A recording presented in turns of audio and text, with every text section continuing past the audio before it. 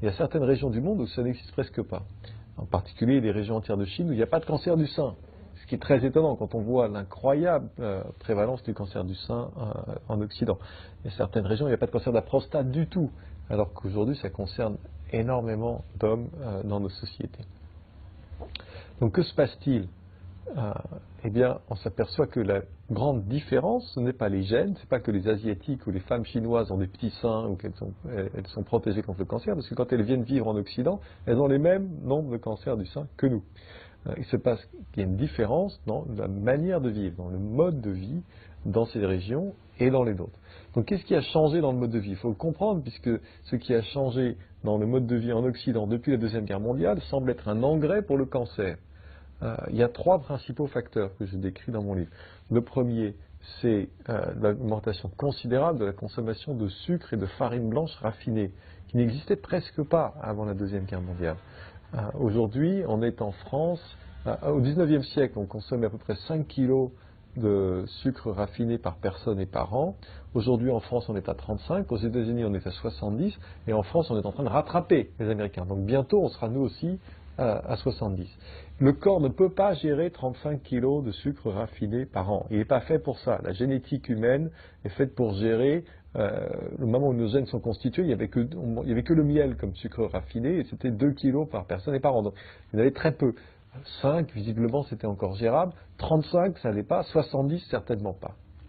Et le cancer se nourrit avant tout de sucre. Le cancer, les cellules cancéreuses ont un métabolisme anormal et elles ont besoin du sucre pour leur survie.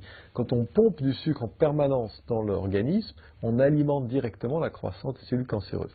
En plus de ça, le sucre crée de l'inflammation dans le corps. Et le cancer a besoin de l'inflammation, non seulement pour grandir, se multiplier, mais pour envahir les tissus avoisinants et se répandre dans l'organisme. Il a besoin de cette inflammation qui est alimentée directement par le sucre. Donc sucre, farine blanche, c'est-à-dire la baguette, malheureusement, c'est des choses très bonnes, c'est des choses qu'on aime, sinon il n'y aurait pas de problème. Mais la baguette, c'est du sucre. C'est du sucre blanc qui très très vite fait monter le taux de glucose dans le sang dès qu'on la mange.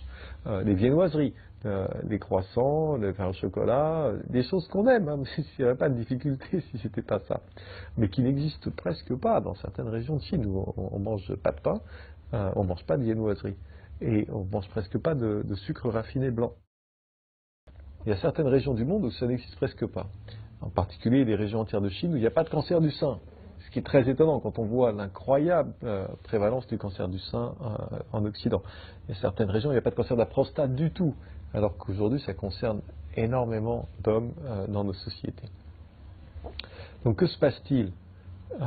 Eh bien, on s'aperçoit que la grande différence, ce n'est pas les gènes, ce n'est pas que les Asiatiques ou les femmes chinoises ont des petits seins ou qu'elles sont protégées contre le cancer, parce que quand elles viennent vivre en Occident, elles ont les mêmes nombres de cancers du sein que nous. Il se passe qu'il y a une différence dans la manière de vivre, dans le mode de vie dans ces régions et dans les autres. Donc qu'est-ce qui a changé dans le mode de vie? Il faut le comprendre, puisque ce qui a changé dans le mode de vie en Occident depuis la Deuxième Guerre mondiale semble être un engrais pour le cancer. Il y a trois principaux facteurs que je décris dans mon livre. Le premier, c'est l'augmentation considérable de la consommation de sucre et de farine blanche raffinée, qui n'existait presque pas avant la Deuxième Guerre mondiale. Aujourd'hui, on est en France, au XIXe siècle, on consommait à peu près 5 kilos de sucre